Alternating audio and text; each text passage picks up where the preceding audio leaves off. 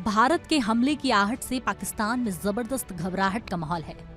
पाकिस्तान भारत से बुरी तरह घबराया हुआ है और उसे डर है कि कहीं भारत उसके खिलाफ एयर स्ट्राइक ना कर दे।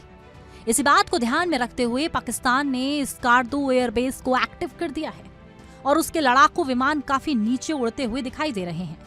आप पाकिस्तान के डर को ऐसे समझ सकते हैं कि पहलगाम हमले के बाद तनाव का असर अब पाकिस्तान के कराची शहर में साफ नजर आने लगा है। वहां एहतियात के तौर पर धारा 144 लागू कर दी गई है।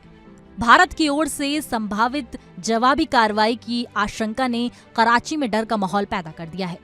कराची को पाकिस्तान की आर्थिक राजधानी माना जाता है और इसकी रणनीतिक अहमियत को देखते हुए वहां की सुरक्षा बढ़ा दी गई और अब पाकिस्तान ने दक्षिण सेक्टर में फाइटर जेट्स की तैनाती कर दी है।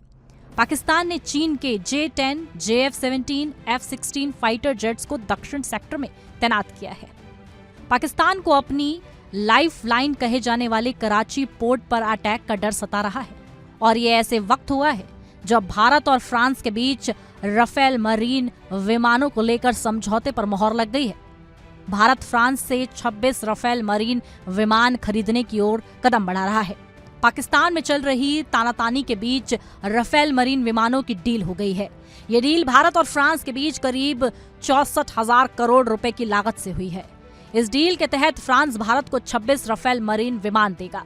बताया गया कि भारत और फ्रांस ने सोमवार को इंडियन नेवी के लिए लगभग 64,000 करोड़ रुपए की लागत से राफेल लड़ाकू विमानों के 26 नौसैनिक संस्करण खरीदने के वास्ते एक अंतर सरकारी समझौते पे हस्ताक्षर किए हैं और हिंदुस्तान के इस मूवमेंट से पाकिस्तानी फौज भी डरी हुई है।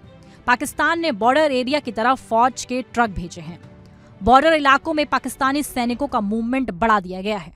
पाकिस्तानी सैनिकों और हथियारों की खेप को बॉर्डर की तरफ रवाना कर दिया गया है। पाकिस्तानी फौज को भारतीय सेना की कार्रवाई का डर सता रहा है। हालांकि पाकिस्तान के रेल मंत्री हानिफ अब्बासी ने भारत को गीदड़ भभकी दी है और कहा है कि हमारे पास 130 परमाणु हथियार तैयार हैं। रेल मंत्री की ये धमकी पाकिस्तान के पीएम शहबाज शरीफ, पीपीपी के नेता बिलावल भुट्टो की गीदड़ भभकी के बाद सामने आई है। पाकिस्तान के रेल मंत्री हानिफ अब्बासी ने कहा है कि हमारे सभी मिसाइलों का रुख अब भारत की ओर है। अगर भारत ने किसी भी तरह का कोई दुस्साहस करने का फैसला किया तो उसे इसका बड़ा खामियाजा भुगतना पड़ेगा। अब्बासी ने धमकाते हुए कहा कि हमारे पास दुनिया का सबसे शक्तिशाली परमाणु बम है और हमने अपने गौरी, शाहीन, गजनबी जैसी मिसाइलें और 130 परमाणु बम सिर्फ भारत के लिए रखे हैं।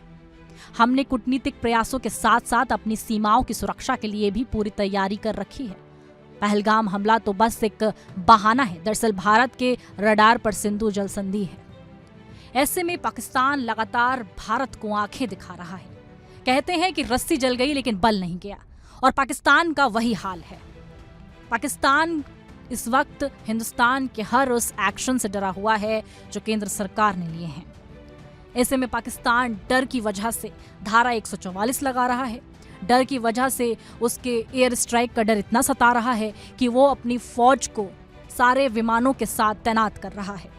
ऐसे में अब भारत पाकिस्तान के बीच एक बड़ा तनाव पैदा हो गया है और ये तनाव कहां तक जाता है और भारत सरकार कौन सा बड़ा फैसला लेती है जो पाकिस्तान के लिए एक सबब बन जाता है।